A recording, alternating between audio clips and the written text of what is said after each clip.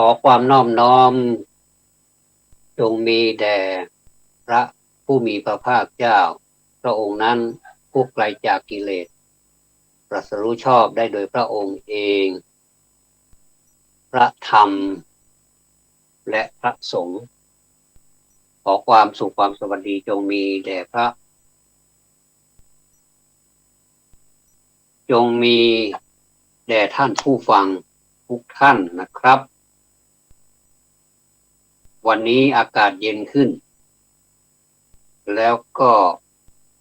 คิดว่าอารมณ์น่าจะเย็นตามอากาศด้วย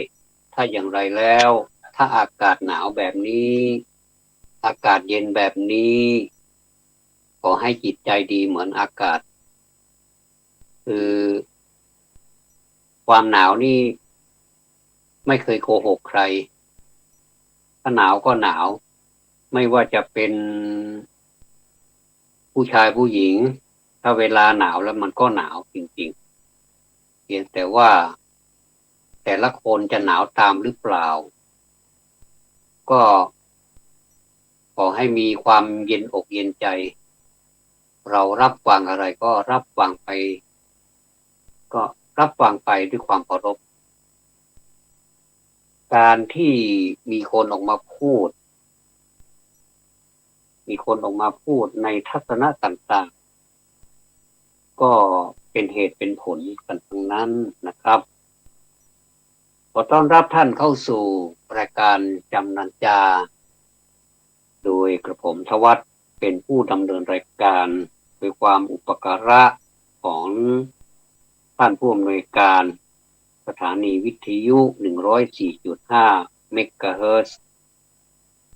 FM วัดฝายหินจังหวัดเชียงใหม่แห่งนี้เป็นประจำทุกวันพุธวันพฤหัสดำเนินรายการไปจนกว่าจะสิ้นลมนะครับหรือว่าจนกว่าจะมีปัจจัยอันใดอันหนึ่งก็วันนี้ก็จะมีอะไรมาแบ่งปันท่านผู้ฟังการแบ่งปันหรือว่าเป็นหน้าที่ของมนุษย์อย่างหนึ่งที่ผมว่าเป็นหน้าที่นั้นก็เพราะว่ามนุษย์เกิดมานั้นต่างคนก็ต่างต้องการความสุขไม่มีใครที่จะต้องการความทุกข์ในเมื่อความต้องการของคนนี้ไม่แปลกไปจากกันเลยก็คือต้องการความสุขบางทีก็ต้องการมากๆเสียด้วยจนทำให้เมื่อมีความทุกข์แล้วทนไม่ได้เราต้องตามหลักพุทธศาสนาและต้องแบ่งเส้นแบ่งเป็นครึ่งแบ่งครึ่งเลยนะครับ50-50ว่าเมื่อมีความสุขมันมันก็แน่นอนละมันก็ต้องมีความทุกข์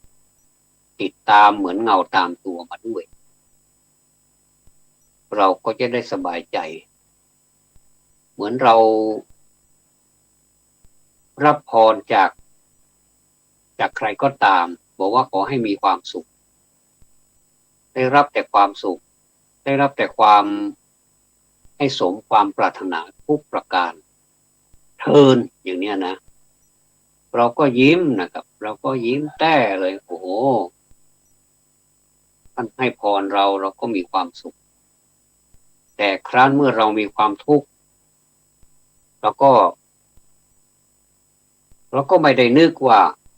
ความจริงเราแบ่งครึ่งแล้วนี่นาว่าเมื่อมันมีความสุขได้ครึ่งหนึ่งมันก็ต้องมีความทุกข์ด้วยครึ่งหนึ่งอยู่เหมือนกันถ้าอย่างนี้เรารู้ทันเราก็จะได้เบาความทุกข์ต่างๆความปริวิตกความทุกข์กายทุกข์ใจต่างๆมันก็จะบรรเทาถึงแม้ว่าจะไม่หมดไปจากตัวเราก็ยังพอที่จะได้มีสติอยู่บ้างนะครับว่าจริงๆแล้วมันก็มาด้วยกันเหมือนสองอย่างนี้เขาเป็นเพื่อนกันเพื่อนไปไหนเขาก็ไปด้วยผ ผมเห็นเพื่อนบางคนนะครับบางคู่เนี่ยรักกันเหลือเกินไม่ว่าจะไปไหนก็ตามกันไปนี่ก็เรียกว่าเหมือนกับเงาตามตัวถ้าจะเปรียบไปแล้วเหมือนกับบุญกับบาปนะเหมือนกับบุญกับบาปถ้าบุญเราทำบุญก็เป็นเพื่อนเราถ้าเราทำบาปก็เป็นเพื่อนเราทำไงได้แล้วก็มันก็เป็นเพื่อนกันตามกันไปจะไปว่าใครนะครับผมมาพูดอยู่นี่ในชาติปางก่อนผมเป็นอะไรก็ไม่รู้ท่านผู้ฟังเป็นใครก็ไม่รู้เกิดมาชาตินี้มันก็แปลกพิเศษนะมนุษย์นี่สื่อสารกันได้มีภาษาเป็นของตัวเองสื่อสารกันรู้เรื่องปฏิเสธรับอะไรสื่อสารกันได้หมดทั้งภาษากายทั้งภาษาเขียนก็ได้ก็เป็นมนุษย์นี่วิเศษนะครับวิเศษคำว่าพอพูดถึงวิเศษแปลว่ามันแตกต่างแปลว่ามันแตกต่างจากความปกติไม่ใช่ธรรมดาวิเศษตัวนั้นก็เลยถูกแปลงมาเป็นพิเศษเหมือนกับเราสั่งอาหารวันนี้เอาธรรมดาก็ได้ธรรมดาก็ไม่ค่อยมีอะไรพิเศษไม่ค่อยมีอะไรที่จะเพิ่มเติมให้มากนักสั่งก๋วยเตี๋ยวธรรมดาก็ได้แบบธรรมดาแต่ถ้าก๋วยเตี๋ยวพิเศษมันก็จะได้ลูกชิ้นเพิ่มมันก็จะได้เนื้อได้อะไรเพิ่มเข้ามาเรียกว่าเป็นชามโตคือมากกว่าปกติก็คือเป็นพิเศษเรานะถ้าเราสมมติว่าเราได้รับประทานอะไรสักอย่างถ้าใจเรานึกเอามันก็พิเศษทางนั้นเหมือนกับมีลูกแอปเปิลอยู่ลูกหนึ่งมีคนอยู่2-3คนแล้วก็เราก็จัดการแบ่งสรรปันส่วนแอปเปิลต่างคนก็ต่างได้พิเศษหมดเลยก็คือมันอยู่ที่ใจว่าเรานึกเอาว่าลูกแอปเปิลนี้เรากินเป็นพิเศษไม่จำเป็นจะต้องกินลูกเดียวคนเดียวถึงจะเรียกว่าพิเศษแต่ว่าถ้า2-3คนแบ่งกันรับประทานก็ถือว่าเป็นพิเศษเหมือนกันยิ่งเป็นพิเศษที่เกินกว่าความพิเศษเพราะว่าถ้าเรารับประทานคนเดียวในความรู้สึกของเราว่ามันเป็นพิเศษแล้วก็กระยิมยิ้มย่องว่าเราสามารถรับประทานเองได้รับประทานคนเดียวโดยที่ว่าไม่ต้องแบ่งใครเลยและก็ปลื้มใจดีใจเหลือเกินว่าตัวเองเป็นผู้ชนะเพื่อนแล้วรับประทานเองแอปเปิ้ลลูกโตๆรับประทานเองหมดเลยไม่แบ่งใครเลยอย่างนี้เป็นต้นเพราะฉะนั้นคำว่าวิเศษหรือพิเศษนี่ก็คือมากกว่าปกติมันก็มีพิเศษชั้นหนึ่งคือเป็นพิเศษธรรมดาแต่ถ้าเป็นพิเศษสุดก็แสดงว่าที่สุดของที่สุดแล้วเหมือนกับอะไรท่านผู้ฟังเหมือนกับประเทศร่ำรวยประเทศร่ำรวยกว่าแล้วประเทศร่ำรวยที่สุดมันมีหลายชั้นพิเศษแจ้งต่างก็คือความเป็นพิเศษของประเทศนั้นๆประเทศยากจนกว่าประเทศยากจนที่สุด คนรวยคนรวยกว่าคนรวยที่สุดคนจนคนจนกว่าคนจนที่สุดอันนี้ไม่อยากได้เลยเมื่อวานนี้เขาผ่านไปแล้วใครจะจนใครจะรวยก็เป็นเรื่องของคนจนคนรวยใครแม่นน้อยก็โอเคไปจัดสรรปันส่วนกันไปมากบ้างน้อยบ้างจริงๆแล้วมันก็ไม่ใช่เรื่องอะไรมากมายนะเป็นเรื่องของความอยู่ที่ใจของเราถ้าใจมันเกิดอิทธารมณ์ในสิ่งที่เราได้มาเราได้ประสบเราได้สัมผัสเราก็เกิดความดีใจเขาเรียกว่าดีอกดีใจปลื้มอกปลื้มใจมีลูกสำหรับคุณพ่อคุณแม่ที่มีลูกเรียนเก่งลูกประพฤติดีเป็นที่ชื่นชมของครูบาอาจารย์ของนักเรียนของคนทั่วไปพ่อแม่ก็ยิ้มแก้มตุยแต่พอตรงกันข้ามพ่อแม่ยิ้มไม่ออกอันนี้เป็นความรู้สึกของคุณพ่อคุณแม่แต่ถ้าลูกรู้ถึงความรู้สึกของพ่อแม่แล้วเนี่ยสามารถที่จะปรับปรุงตัวเองได้ให้ดีขึ้นแล้วก็ผมเห็นมากมายนะครับเด็กที่เกเรที่ไม่ค่อยเชื่อฟังพ่อแม่หรือว่าเรียนก็ไม่ดีไม่รู้เรื่องบางทีเขาเป็นคนที่เรียนดีแต่ไม่สนใจก็เลยกลายเป็นบุคคลที่เรียนไม่ดีเมื่อเรียนไม่ดีแล้วก็ไปคบเพื่อนที่ไม่ดีเขาอีกไปกันใหญ่เลยนะครับการคบเพื่อนต้องฝึกตั้งแต่เล็กๆไปเป็นต้นผมมีประสบการณ์เกี่ยวกับเด็กอยู่พอสมควรครับว่าเราเราสังเกตดูอุปนิสัยของแต่ละเด็กแต่ละคนเนี่ยนะไม่ว่าจะเป็นเด็กหญิงเด็กชายก็ตามเราจะเห็นแววเขานะว่าเขาจะเป็นคนอย่างไรเราเนี่ยค่อนข้างที่จะมีสิทธิ์ในการที่จะไปดัดเขาในฐานะที่เขาเนี่ยเป็นเหมือนกับไม้ต้นอ่อนไม้ที่ยังดัดง่ายอยู่เนี่ยถามว่าได้ผลไหมผมว่าได้ผลจากประสบการณ์ของตัวเองนี่ได้ผลเลยว่าเราจะไปดัดเขาได้อย่างไรเนี่ยมันดัดได้นะครับเพราะว่าเขายังเป็นไม้ที่ดัดได้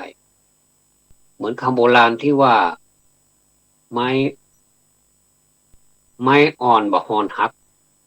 แต่นักมักหักง่ายนะไม้อ่อนในเวลา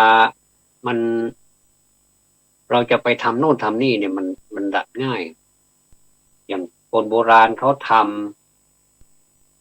อะไรสักอย่างนี้เขาก็เอาไม้เนี่ยมันดัดส่วนมากจะเป็นไม้ที่มันอ่อนต้นมันยังไม่แก่มากแล้วก็มาดัดเป็นรูปต่างๆเป็นโค้งเป็นลายทำเป็นศิลปะยิ่งเป็นเดือนยี่เปงหรือว่าเดือนวันเพ็ญเดือน12น้ำจะนองเต็มตลิ่งนะก็มาลอยกระทงกันนี่ก็มีฝีมือในการใช้ไม้เป็นอุปกรณ์ในการทำศิลปะต่างๆไม่ว่าจะเป็นโคมลอยไม่ว่าจะเป็นกระทงประกวดประชันกันสนุกสนานกันไปหมดก็มาจากไม้นี่แหละนะไม้ก็เป็นอุปกรณ์หนึ่งในการที่จะไปทำศิลปะต่างๆนั้นไม่ว่าจะเป็นว่าวก็ทำมาจากไม้นะครับโคมไฟก็ใช่แล้วก็ธงมันก็ใช่อีกก็เอามาดัดแปลงเป็นรูปต่างๆสวยงามเด็กก็เหมือนกันเด็กก็ยังอยู่ในประเภทที่เป็นไม้อ่อนก็ดัดง่ายดังนั้นใครที่เลี้ยงเด็กอยู่เนี่ยครับผมถามประสบการณ์ของแต่ละท่านที่เป็นครูเลี้ยงเด็กนะเลี้ยงตั้งแต่เล็กๆเลยนะแต่ยังไม่เข้าอนุบาลด้วยนะตั้งแต่เล็กๆขวบครึ่ง2 ขวบ3 ขวบก็อยู่กับคุณครูเหมือนคุณครูนี่เป็น เป็นแม่คนที่สองที่สามของเด็กถึงเวลามาเขาก็จะไปแล้วโอ้ตื่นเต้นที่จะได้ไปพบเพื่อนใครก็ไม่รู้นะต่างคนกับต่างพ่อต่างแม่ก็มาเจอกันก็ไปพูดกันภาษาเด็กบางทีก็พูดไม่ได้ก็พูดก็สื่อกันเขาก็รู้เรื่องเขาก็คุยกันรู้เรื่องบางทีเราดูนะเด็กคุยกับตุ๊กแกก็มีกับจิ้งจกก็มีคุยกับสัตว์ต่างๆเนี่ยเขาพูดกันรู้เรื่องก็ไม่รู้ภาษาอะไรของเขานะเราก็ดูแล้วก็น่ารักดีเหมือนกันตอนที่เราเด็กๆเราก็คงจะคุยแบบนี้เหมือนกันกับแต่ละคนนี่แหละครับผมว่าสังคมเราเนี่ยถ้าจะดัดกันมันก็ดัดได้ดัดตั้งแต่เด็กๆเป็นต้นไปเลยตั้งแต่การคบเพื่อนการเป็นอยู่การขับถ่ายการใช้ชีวิตการรักษาความสะอาดต่างๆเนี่ยเราสามารถที่จะปลูกอุปนิสัยเขาได้โดยที่เราทำเป็นตัวอย่างด้วยแล้วเราก็ทำให้เขารู้สึกว่ามันไม่ลำบากมันไม่อึดอัดใหม่ๆเด็กๆนี่คงจะไม่ค่อยสนใจแต่ถ้านานไปเขาก็จะรู้สึกว่ามันเป็นสิ่งที่น่าทำนะผมนี่ก็นิสัยเสียอยู่หลายอย่างเหมือนกันนะครับบางทีอยู่กับลูกกับหลานบางทีอยู่กับลูกกับหลานนี่คือคือความน่ารักของหลานๆทั้งหลายทำให้เราลืมตัวไปว่าเรากำลังจะปลูกนิสัยเขาอยู่แต่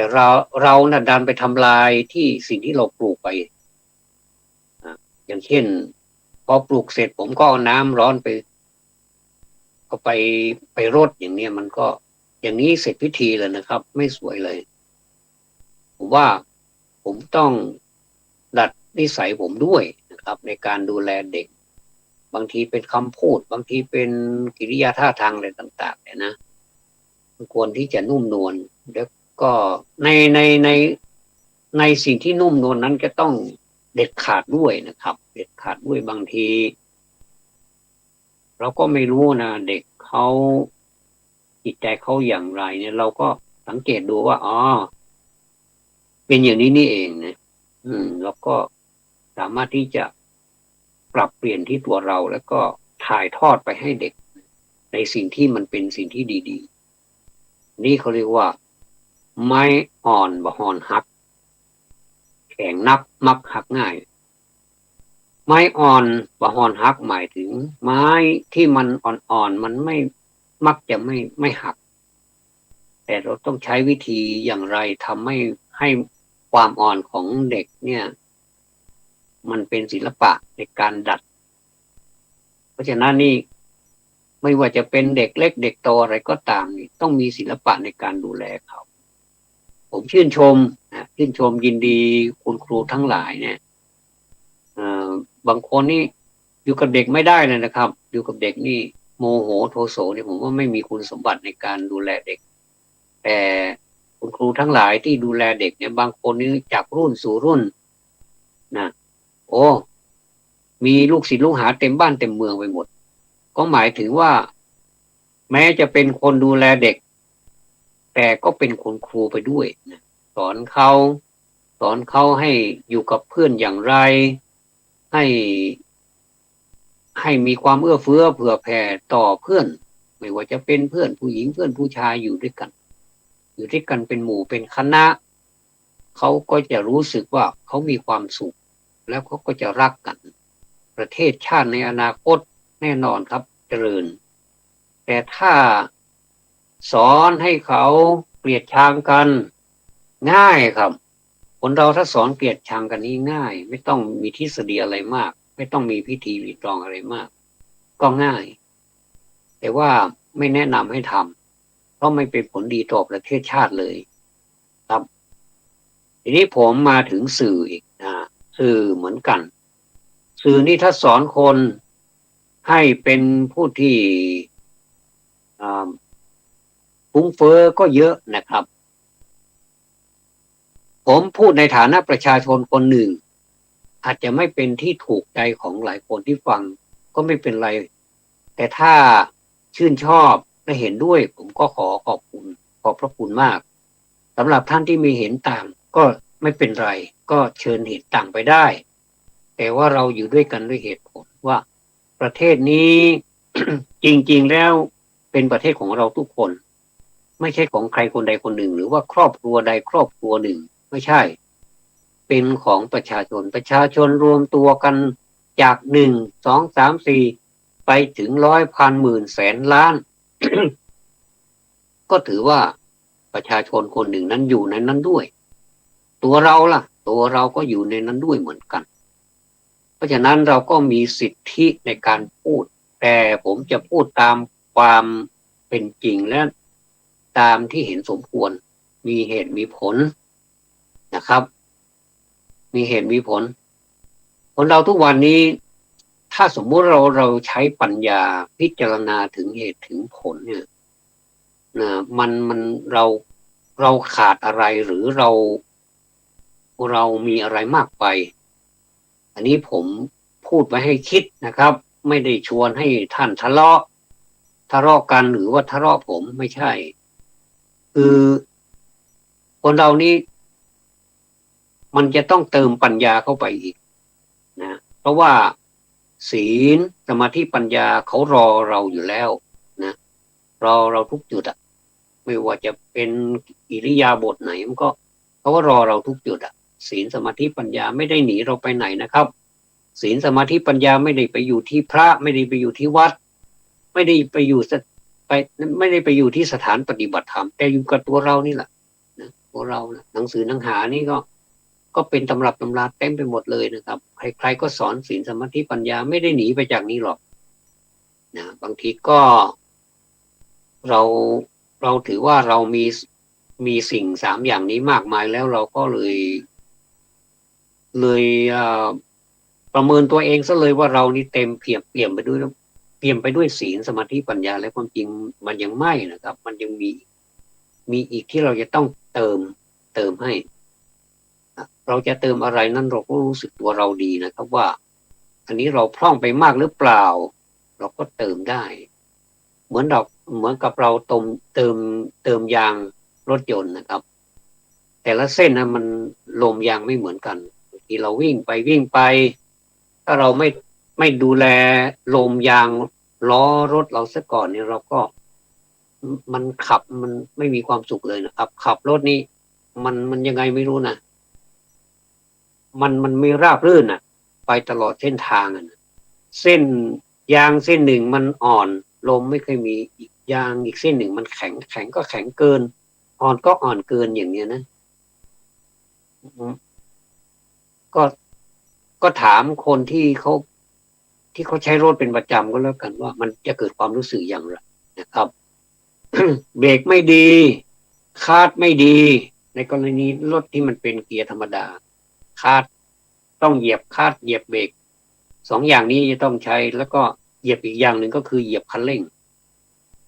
มันก็คือ3เหยียบนะครับนะสำหรับเท้าซ้ายนี่ก็จะเหยียบคาดอย่างเดียวเท้าขวานี่ใช้หน้าที่2อย่างก็คือเหยียบเบรกแล้วก็เหยียบคันเร่ง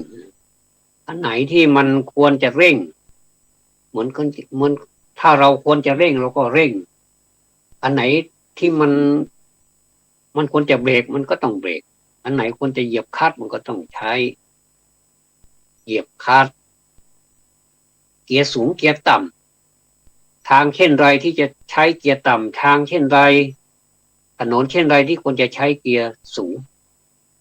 อันนี้ก็ผู้ที่ขับขี่นั้นรู้ดีนะครับผมยังรู้ไม่เท่าท่านเลยนะครับแต่ผมเปรียบเทียบให้ท่านฟังนั่นเองครับสังคมเรานี้มันเหมือนกับเราใช้อะไรผิดไปบ้างแต่ก็ไม่เป็นไรนะครับบางทีสังคมพาไปความนิยมเขาเรียกว่าสร้างรสนิยมให้ตัวเองบางทีผมไม่เคยว่าผมนี่เป็นคนที่มีปัญญามากผมไม่เคยผมนี่ต้องเรียนอีกมากมายเนี่ยผมกระหายมากเลยในการเรียนแต่บางทีเราก็ท้อบางทีก็สุขภาพร่างกายแต่ผมไม่ค่อยนึกนะเรื่องสุขภาพร่างกายนี้ พอมันเจ็บป่วยก็กินยารักษามันซะผมไม่เคยย่อท้อเลยว่าจะเรียนต่อไปเพราะการเรียนนี้มันเรียนตลอดชีวิตเรียนไปเรื่อยๆเรียนรู้ไปเรื่อยๆบางทีท่านผู้ฟังเป็นเหมือนผมไหมครับบางทีเราเรียนไปข้างหน้าข้างหลังแล้วก็ลืมไม่เป็นไรลืมก็มันเป็นเรื่องอันนี้จังวิธีการความลืมนั้นทำอย่างไรล่ะครับวิธีการความลืมผมก็มีวิธีแบบเป็นแบบอย่างของผมเองนะเพราะผมนี่บันทึกการความลืมเนี่ยบันทึกบ้างมันบางทีบางวันมันง่วงจัดเลยข้ามไปอีกวันหนึ่งบางทีก็ลืมก็เป็นอนิจจังอนิจจาความไม่เที่ยงแท้แน่นอนของสังขารความจำมันเป็นสัญญาความจำไม่เที่ยงมันก็เสื่อมสลายไปเป็นธรรมดาอย่างโรคความจำเสื่อมนี้มันมีจริงครับเขาเป็นสัญญาอนิจจาคือความจำไม่เที่ยงไม่ต้องเสียใจนะไม่ต้องเสียใจแต่ว่าถ้าเราจำได้ดีมันก็เป็นกำไรนะครับเป็นกำไรของชีวิตบางทีผู้เฒ่าผู้แก่อายุ90อัพนะครับเป็น100ก็มีเนี่ยจำหมดเลยจำลูกจำหลานจำแม้แต่ลูกของลูกหลานของลูกนะจำหมดเลยแสดงว่าความจำของผู้เฒ่าเนี่ยนะดีมากเลยเขาใช้วิธีบริหารความจำเขาได้อย่างไรเราก็ไม่ทราบมันก็อยู่ที่แต่ละท่านนะครับว่าแต่ละท่านนี้เขามีวิธีการอย่างไรบางคนก็ไม่ได้มีอะไรเลยเขาบอกว่ามันจำโดยอัตโนมัติแต่ถ้าเราสัมภาษณ์ไปลึกๆเราก็จะได้ความรู้จากท่านเหล่านั้นเนี่ยมันไม่ใช่มันจะจำเฉยๆนี่มันเป็นไปไม่ได้มันเกี่ยวกับการเป็นอยู่ด้วยอารมณ์อาหารออกกำลังกายอะไรที่เขาว่า5 อนะครับอุจจาระนะขอประทานอภัยอากาศอารมณ์อาหารอะไรพวกนี้นะครับทำให้ความจำของเขาดีถ้าพูดถึงกรรมนะกรรมนะกไก่รอเรือ2 ตัวมอม้าถ้าพูดถึงกรรมก็แสดงว่าเป็นฝ่ายกรรมดีนี้เราจะพ่วงไปถึงสิกขาข้อที่5นะครับสิกขาบทข้อที่5หรือว่าศีลข้อที่5ก็คือสุราเมรยะแสดงว่าในอดีตชาติพูดถึงอดีตมันก็พ่วงกับปัจจุบันเหมือนกันนะในอดีตชาติเนี่ยมันส่งผลมาให้คนที่มีความจำดีที่มีความจำแล้วก็ไม่ค่อยเจ็บไม่ค่อยลืมสุขภาพร่างกายอะไรนี้ดีความจำดีสติดีมากก็ถ้าดีพอสมควรก็เป็นไปตามปัจจัยถ้าไม่ดีเลยก็เป็นไปตามปัจจัยก็คือสิ่งที่ทำมาในอดีตครับว่าเคยทำอะไรไปบ้างเช่นเคย เคยดื่มเหล้านะดื่มของมึนเมานะของมึนเมาต่างๆจนแบบเกินไปเนี่ยนะจนแบบถ้าตัวเองเดือดร้อนคนเดียวก็ไม่เป็นไรนะถ้าเดือดร้อนคนอื่นด้วยแล้วตัวเองก็ไม่สบายด้วยอย่างนี้นะก็ทำให้สุขภาพร่างกายนั้นก็เสื่อมโทรมแล้วในที่สุดก็ละอัตภาพจากไปเลยเนี่ยถ้าเราไม่มีบุญนะอาจจะกลายเป็นสัตว์เดรัจฉานไปก็ได้มีหมูหมาเป็ดไก่วัวควายช้างม้าอะไรนี่หมดเลยนะครับ แมวนี่ก็ใช่ แล้วก็ตัวเล็กๆมดปลวกอะไรนี่ใช่ทั้งนั้นเลยเนี่ยสัตว์เดรัจฉานแต่เราบังเอิญไม่ใช่บังเอิญนะมันมีเหตุปัจจัยพระพุทธเจ้าตรัสว่ามันไม่มีบังเอิญหรอกเพราะมันมีความมันเป็นมีเจตนามีเหตุปัจจัยที่ทำจริงๆนะมันไม่ได้จริงๆนะครับแล้วก็เกิดมาชาตินี้ก็เลยกลายมาเป็นคนที่หลงที่ลืมสติไม่ดีบางทีก็หนักกว่านั้นอีก ทำให้เป็นไปเลยก็มีเป็นขอโทษนะครับไม่ได้ซ้ำเติมอาจจะเป็นพูดไม่รู้เรื่องก็คือรับทราบอย่างเดียวแต่ว่าพูดไม่ได้เรียกว่าใบ้เป็นคนหูหนวกตาบอดมีสารพัดอย่างเลยก็เป็นไปตามกรรมที่แต่ละคนสร้างเอาไว้ถ้าท่านไม่เชื่อกรรมก็ไม่เป็นไรก็ท่านไปเชื่ออย่างอื่นก็ตามใจก็ผมไม่ได้ว่าท่านนะแต่ละท่านแต่ผมเชื่อเหลือเกินว่ากรรมนี่มันมีจริงเพราะถ้าเราจะขยายคำว่ากรรมออกมาน่ะกรรมนี่มันคือการกระทำครับกรรมคือการกระทำการกระทำของใครการกระทำของแต่ละคนการกระทำของเราเนี่ยขณะนี้ผมกำลังจะขยายใจความของพระพุทธเจ้าเนี่ยคำพูดของพระพุทธเจ้าเนี่ยพุทธวจนะเนี่ยนะครับส่วนใดส่วนหนึ่งเนี่ยไม่มากผมไม่สามารถที่จะมีปัญญาพูดมากเหมือนกับหลายท่านที่เก่งเหลือเกินที่นะต้องสาธุอนุโมทนานะท่านพูดฟังผมฟังถ้าไปฟังรายการของท่านใดที่ท่านพูดเป็นภาษาธรรมะเนี่ยพุทธวจนะก็ดีเรื่องธรรมะอะไรเนี่ยฟังแล้วเราไม่อยากจะลุกจากที่เลยนะครับบางทีขออภัยนะครับบางทีปวดปัสสาวะผมยังอั้นไปเลยเนี่ยไม่ดีเลยอันนี้เป็นตัวอย่างไม่ดีเลยเราต้องดรอปไว้ก่อนปิดไว้ก่อนชั่วคราวแล้วเราก็ไปเข้าห้องน้ำขออภัยนะครับแล้วก็กลับมาฟังไปทำคือร่างกายของเรานี่อย่าไปทรมานเขานะครับแต่บางทีฟังไปมันเพลินจนลืมไปเลยนะอย่างนี้ก็มีนะผมไม่มีปัญญาถึงขนาดนั้นแต่ก็ขออนุโมทนากราบสาธุเป็นมุทิตาที่ท่านเหล่านั้นนี่สามารถถ่ายทอดให้เราฟังได้ผมอนุโมทนาทุกรอบนะครับใครก็ตามที่มาพูดเนี่ยที่มีเหตุมีผลจากอันนี้มันมีอันนี้แล้วมันถึงมีอันนี้เหมือนปฏิจจสมุปบาทถ้ามีอันนี้มันถึงมีอันนี้อย่างเนี้ยนะอันนี้เกิดอันนี้ต้องเกิดอันนี้ดับอันนี้ก็ต้องดับเนี่ยพูดถึงว่าถ้าเราคิดว่าสิ่งเหล่านี้มันเป็นสิ่งที่เรากระทำจริงไหมถ้าเราพูดด้วยเหตุด้วยผลมันก็ใช่นะครับไม่มีใครมากระทำให้เราเป็นผู้กระทำเองเกิดมาชาตินี้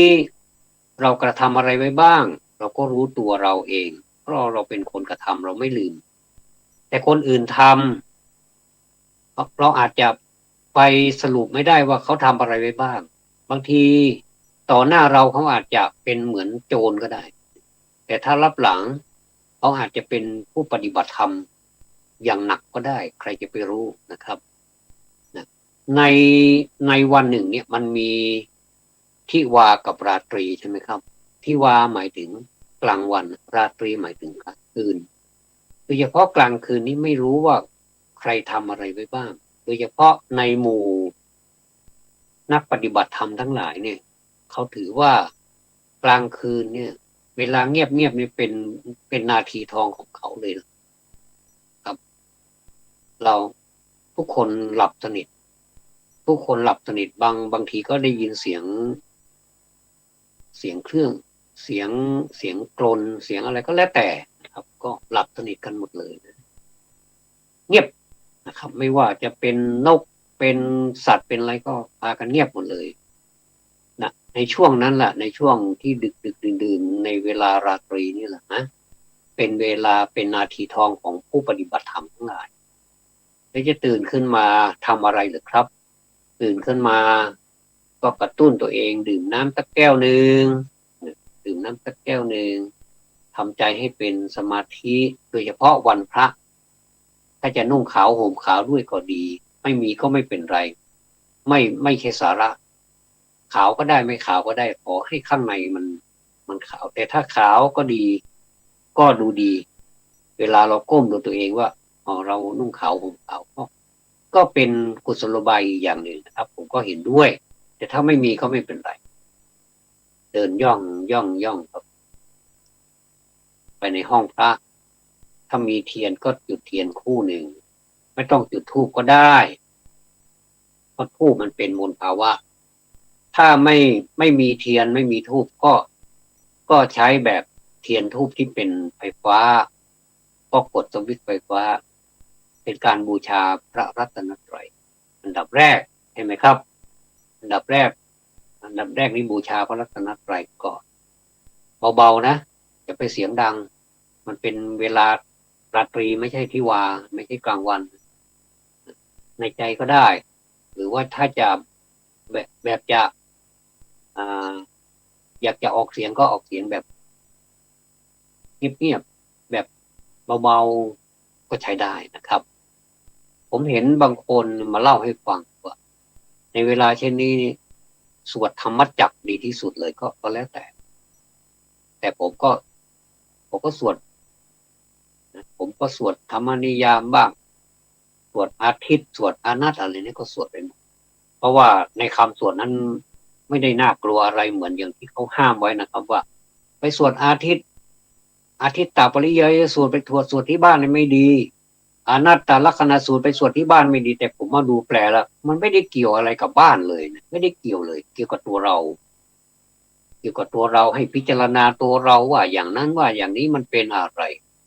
พุทธเจ้าถามภิกษุทั้งหลายว่าอันนี้มันเป็นสิ่งที่อะไรยังถามว่าอันนี้เที่ยงไหมบอกนัตถิพันเตมันไม่ใช่เที่ยงอันนี้เป็นของไม่เที่ยงใช่ไหมอามะพันเตเป็นของจริงเป็นของที่ไม่เที่ยงจริงๆถ้าเราเผื่อเราไปแปลดูนะครับไปแปลดูอันนี้คืออานิสงส์ของการราตรีก็คือราตรีเป็นทิวาราตรีแล้วก็จะสวดบทไหนก็แล้วแต่ไม่มีใครห้ามนะครับแล้วก็ทำสมาธิซะทำสมาธิก็มันก็มีสมาธิเวลาที่เราไม่ทำสมาธิเราก็จิตใจฟุ้งซ่านใช่ไหมครับเมื่อจิตใจฟุ้งซ่านเราจะทำอะไรนี่มันก็ไม่ค่อยดีก็จะฟุ้งซ่านผมเคยพูดเล่นกับคนที่ควรพูดนะครับในครอบครัวผมว่าเราจะพูดอะไรดีถ้าพูดถึงเรื่องความอะไรที่ทำให้คนฟุ้งซ่านเนี่ยน่าจะดีเหมือนกันผมก็พูดเล่นไปอย่างนั้นนะเพราะว่าในครอบครัวเราไม่ค่อยซีเรียสไม่ค่อยเครียดอะไรกันมากมายนักว่าถือว่าสิ่งเหล่านี้เป็นเรื่องธรรมดานะแล้วก็เราก็มาสวดที่ภาระสุตตคาถาอันนี้ก็อีกนะว่าอย่างหันธรรมยังภาระสุตตคาถาโยพนามเสเนี่ยถ้าจะแปลเนี่ยถ้าเอาเถิดนี้หรือว่าเชิญเถิดนะครับถ้าเป็นภาษาไทยก็แต่งให้มันสวยหน่อยว่าเอาเถิดนี้มันรู้สึกมันไม่ค่อยเพราะ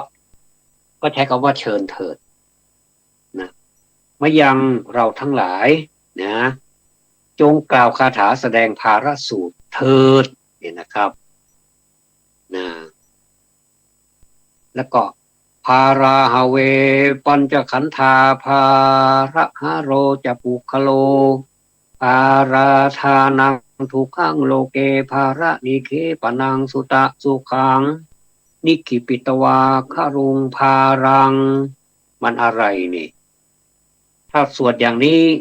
ต่อให้อีก10 ชาติผมก็ไม่รู้มันแปลอะไรก็เอาคำแปลมาดูโอ้ภาระนี่มันเป็นขันธ์ห้าเป็นของหนักเนอโอ้เหมือนกับหลวงพ่อท่านพุทธทาสพูดไปจริงๆขันธ์ห้าเป็นของหนักเนอท่านทำวัดเช้าทำวัดเย็นนะครับขันธ์ทั้งห้าเป็นของหนักเนอบุคคลนั่นแหละเป็นผู้แบกของหนักพาไปการแบกถือของหนักเป็นความทุกข์ในโลกเนี่ยปาราธนังทุกขังโลกเกนะครับการแบกถือของหนักเป็นความทุกข์ในโลกเนี่ย การสลัดของหนักทิ้งลงเสียเป็นความสุขพระอริยเจ้าสลัดทิ้งของหนักลงเสียแล้วนะครับอันนี้แหละอันนี้ก็ต่อไปก็อัญญังภารังอนาทิยะสมูลังตันหังอัปวิหะนิชชาโตปรินิพุโตทั้งไม่หยิบฉวยเอาของหนักอันอื่นขึ้นมาอีกเป็นผู้ถอนตัณหาขึ้นได้กระทั่งรากเป็นผู้หมดสิ่งปรารถนาดับสนิทไม่มีส่วนเหลือไม่มีส่วนเหลืออันนี้แหละคือคำว่าภารสุตตคาถาคาถานี่ไม่ใช่คาถาที่จะมาเป่าโน่นเป่านี่ไม่ใช่นะคาถานี่คือวาจาเป็นเครื่องกล่าวเนี่ยกล่าวถึงภาระเนี่ยสุตตะก็คือสู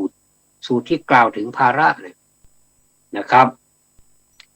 แล้วก็ผมก็สนใจทุกบทแหละครับผมก็สนใจทุกบทสวดนะถ้าเราเอามาสวดแล้วเราก็แปลด้วยเนี่ยมันได้อรรถรสมันได้ความหมายมันได้ปัญญาเพิ่มเติมอีกเยอะเลยนะท่านแต่ถ้าเราสวดไปเฉยๆอย่างนี้มันก็ดีอย่างไรมันเสร็จเร็วดีแต่เราในส่วนของปัญญานั้นเราไม่ค่อยได้อะไรก็ได้สมาธิได้ความรู้สึกที่มันเป็นบุญเป็นกุศลนั้นได้นะครับมันก็ดีนะครับไม่ได้ว่าใครนะนี่โยจะพุทธันจะธรรมันจะสังฆันจะสรณังคโตจัตตาริอริยสัจจานิสัมมัปปัญญายาปัตตติอะไรเนี่ยงงไปหมดเลยงงผมปวดหัวมากเลยถ้าสวดแบบนี้แล้วก็สวดให้มันเสร็จไปแล้วปวดหัวมากส่วนตัวนะครับแต่ถ้าไม่ให้มันปวดหัวแล้วก็ส่วนผู้ใดถือเอาพระพุทธพระธรรมพระสงฆ์เป็นสรณะแล้วเห็นอริยสัจคือความจริงอันประเสริฐสี่ด้วยปัญญาอันชอบปัสสติเห็นนะครับสัมมัปปัญญายะด้วยปัญญาอันชอบอันนี้เป็นตามวิภัตปัจจัยนะครับเป็นตติยวิภัตนะสัมมัปปัญญายะด้วยปัญญาอันชอบด้วยอันตามเพราะมีสนุกนะเนี่ยทุกขังทุกขาสมุปปาทังทุกขัสสะจาอติกมังอริยันจัดถังขีมังขออภัยอริยันจัดถังขีกังมะคังทุกหูปัสสมาคามินังอ่านยากนะภาษาบาลีอ่านยากแต่ว่าถ้าอ่านได้แล้วมันก็สนุกนะครับเหมือนเราว่า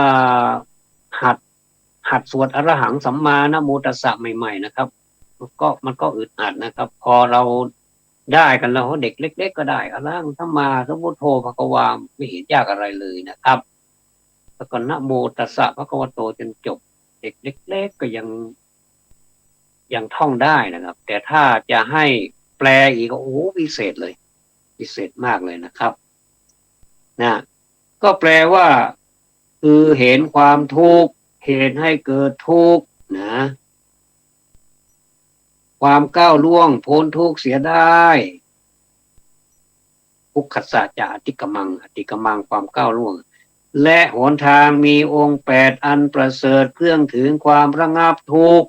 อริยันจัดถังที่กังมักขังทุกหูปัสสมะคามินังนะครับ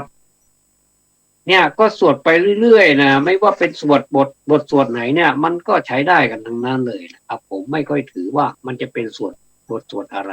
แต่ขอให้แปลออกมาเถอะมันเป็นคำแปลอะไรนี่สัพเพสังขาราอนิจจติยะถาปัญญายาปัสสติถ้าอย่างนี้เราไม่รู้มันอะไรติอะไรเป็นอนิจจังสังขาราอะไรงงไปหมดเลยแต่ถ้าเราแปลมานะเมื่อใดบุคคลเห็นด้วยปัญญาว่าสังขารทั้งปวงไม่เที่ยงนะ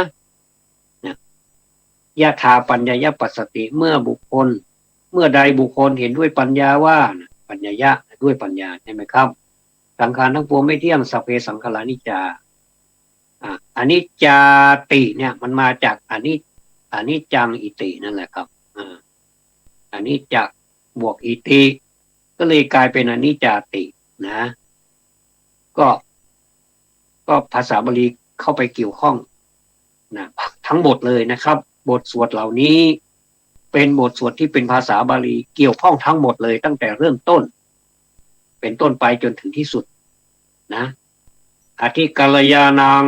มัชเชกัลยาณังปริโยสานะกัลยาณังไพเราะในเบื้องต้นไพเราะในท่ามกลางไพเราะในที่สุดนะเบื้องต้นท่ามกลางที่สุดก็เป็นภาษาบาลีหมดไพเราะนะครับในความรู้สึกของผมภาษาบาลีไพเราะมากแต่ว่า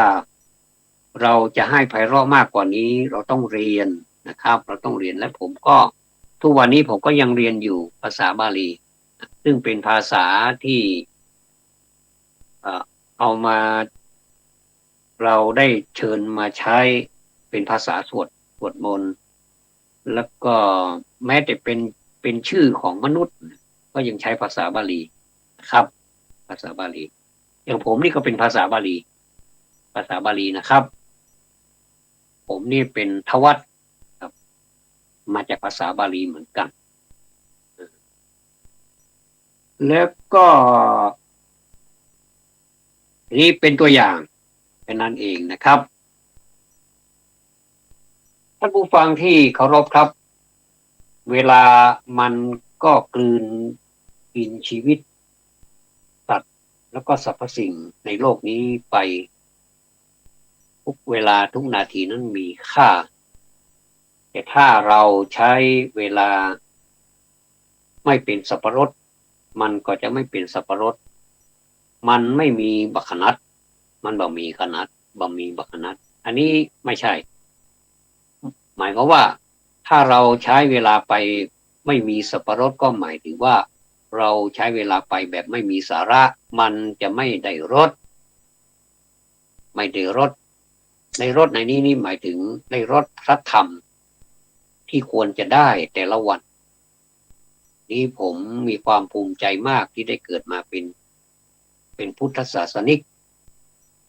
ก็ถ่ายทอดให้ท่านด้วยความจริงใจแม้ว่าความรู้จะน้อยแต่ผมก็รู้เอาความรู้น้อยนี่แหละถ่ายทอดให้ท่านถ่ายทอดความรู้สึกก็ได้ถ่ายทอดต่างๆที่ผมเคยพูดมาอาจจะพูดจากนี้ก็โยงไปเรื่อยๆนะครับเป็นการขยายใจความไปเรื่อยๆอาจจะไม่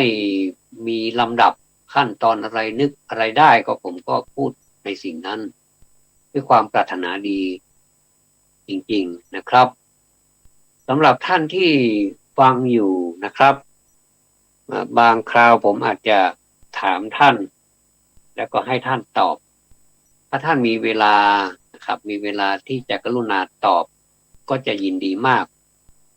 เพราะว่าผมมีความปรารถนานะครับมีความปรารถนาอันแรงกล้าเลยนะครับว่าอยากจะรักษาไว้ซึ่งศิลปะภาษาด้วยส่วนมากผมจะถามเป็นภาษากลอนแล้วก็หยิบเอามาหนึ่งคำแล้วก็เอามาทายท่านเพื่อให้ท่านได้ทบทวนความรู้เดิมนะครับผมเข้าใจว่าทุกท่านนั้นทราบดีแล้วว่ามันคืออะไรแล้วเดี๋ยวนี้ในใน YouTube ในเครื่องมือสื่อสารของเราเนี่ยถ้าเราไม่รู้จริงๆเราก็สามารถถามเขาได้แล้วก็ตอบออกมาก็จะได้เกิดปัญญาโดยรวมนะครับนอกจากเราจะตอบแล้วคนอื่นก็ตอบอาจจะตอบแตกต่างกันไปหรือว่าเหมือนกันก็ได้ใกล้ๆก็ได้นะครับแล้วก็เราก็จะเอามาเฉลยกันแล้วก็เป็นการเพิ่มพูนความรู้นะครับขอประธานอภัยผมไม่ได้มาล่วงล้ำหรือว่ามาเรียกว่าลองภูมิท่านไม่ใช่นะครับก็ถ้าท่านมีเวลาว่างถ้าผมได้จัดในลักษณะอย่างนั้นก็ขอความกรุณาท่านตอบผมก็จะมีเบอร์โทรศัพท์เป็นพิเศษให้แต่ท่านก็ตอบนะครับหรือไม่ก็เดี๋ยวนี้มันมีไลน์ท่านก็จะตอบทางไลน์ก็ได้แล้วถึงเวลา1:1ถึงเวลาผมก็จะเฉลยก็อย่างที่เคยทำมาผมคิดว่ามันน่าจะดีนะครับถ้าไม่ดีก็คงไม่กล้าจะทำนะครับเพ ราะว่ามันได้หลายอย่างนะครับท่านได้ทั้งภาษาได้ทั้งความรู้ได้ทั้งอารมณ์กลอนเนี่ยนะครับมันเป็นอารมณ์ที่มันอะไรเป็นอารมณ์ที่สมูทเป็นอารมณ์ที่ทำให้เราเกิดความรู้สึกสุขอะครับถ้าเราใส่ความทุกข์ลงไปมันก็จะเกิดความรู้สึกทุกข์ใส่อารมณ์เศร้าสลดลงไปมันก็จะเป็นเศร้าสลดอารมณ์คลื่นเพลงมันก็จะเป็นคลื่นเพลงต้องต้องต้องขอนับถือเคารพจริงๆนะครับสำหรับครูบาอาจารย์ที่เป็นนักกวีทั้งหลายนะครับซึ่งมีมากมายในประเทศของเรานี้มากมายเหลือเกินนะครับเพราะฉะนั้นนี่เมื่อมีโอกาสหยิบฉวยได้ก็หยิบฉวยเลยผมนี่เป็นชอบมากเลยนะครับที่จะให้ความสุขคนอื่นเนี่ยบางทีก็ไม่ได้นึกถึงประมาณของตนว่าตนเองมีความรู้แค่ไหนแต่ก็ทำไปตามที่ตัวเองจะทำได้เท่านั้นเองนะครับผมก็ไม่ได้ฉลาดอะไรมากมายนะท่านแต่ว่าผมทำด้วยจิตสาธารณะด้วยจิตอาสาจริงๆก็จะเรียนไปจะดูหนังสือค้นตำรับตำราไปดูไปแม้แต่ภาษาอังกฤษก็ตามผมก็พูดผิดบ้างถูกบ้างก็ต้องขออภัยด้วยเพราะของเหล่านี้นี่มันก็มีผิดถูกนักปราชญ์นะครับผิดเจียอะไรกันนักปราชญ์รู้พลั้งสี่เท้ายังรู้พลาดนะครับขนาดสี่เท้ายังรู้พลาดแล้วเราสองเท้าเราจะไปเหลืออะไรสี่เท้ารู้พลาดนักปราชญ์รู้พลั้งก็เรามาสร้างสรรค์สังคมนี้ด้วยกันดีกว่านะครับว่าสังคมเราจะอยู่ดีมีสุขมีอุดมการณ์มีอะไรที่มันเป็นของตัวเองนะครับการมีอุดมการณ์นั้นเป็นสิ่งที่ดีนะครับแต่ถ้าเราทำอุดมการณ์แบบเราไม่มีอะไรที่จะเป็นเครื่องรู้เครื่องเตือนสติให้เรานั้นทำไปตามให้มันเป็นไปตามที่เราคิดแล้วก็เป็นไปตามความถูกต้องนั้นมันไม่ได้เราจะต้องมีปัญญาด้วยนะครับไม่ใช่ว่ามีแต่อุดมการณ์แต่ว่าอย่างอื่นนี้มันไม่มีก็ได้ไม่ใช่มันต้องมีสติสัมปชัญญะเข้าไปร่วมด้วยทุกครั้งไปนะครับขอกราบขอบพระคุณท่านพระครูสมุวิสุวัฒน์วรจิตโจผู้อำนวยการสถานีวิทยุ FM 104.50 เมกะเฮิรตซ์วัดป่ายหินมหาวิทยาลัยเชียงใหม่ที่เคารพที่ได้เอื้อเฟื้อกระผมได้นำรายการจำนันจาเป็นสาระนะครับพยายามให้เป็นสาระนำมาสู่ท่านผู้ฟังทุกท่านขอนำรายการจากลาท่านผู้ฟังไปก่อนขอความสุขความสวัสดีในธรรมจงบังเกิดแด่ท่านผู้ฟังทุกท่านธรรมะสวัสดีครับ